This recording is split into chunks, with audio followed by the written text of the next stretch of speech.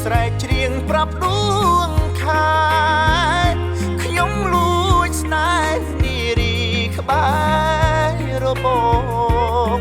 នាងស្អាតហើយគឺជាកូនស្រីច្បងមើលយូរសមនឹងបងជាកូនច្បងដូចគ្នាថ្លៃ5ឆ្នាំកន្លងលឿនយ៉ាងនេះរូបស្រស់ឈរវីធំពេញរូបល្អក្រៃ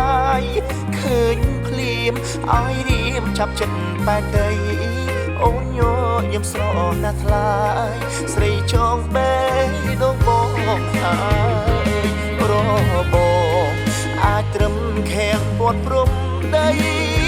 ស្នេហ៍បងលើស្រីខាំងខត់បិទពុំបានឡើយសូមស្ងួនអូនកុំកន្តាយស្នេហ៍ជាប់របងទៅហើយអូនណាយគុំគិតច្រើនសូមផ្ញើសូមលេងតាមសូមនាងតែងបតចំរៀងស្រែកច្រៀងប្រាប់ទៅស្រីបើអូនព្រមស្មាសុំអូនកំភែប្រាប់ម៉ែលោកអូក្របីកាស្រីអើយផាលភូម្ដង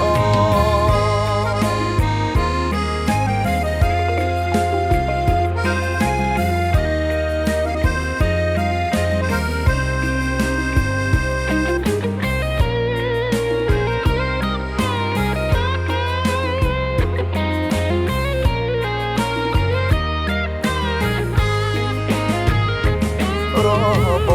ងអាចត្រឹមខាំងពាត់ព្រំដីស្នេហ៍បងលើស្រីខាំងខត់បិទពុំបានឡើយ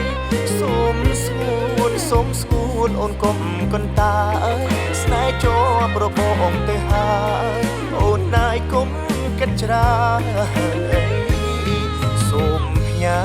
សូមលេងតាមសូមនាងតែងបតចំរៀងស្រែកច្រៀងប្រាប់ទៅស្រីបើអូនព្រមស្មាសុំអូនកំភែប្រាប់ម៉ែលោកអូក្របីកាស្រីអើយផាលភូម្ដង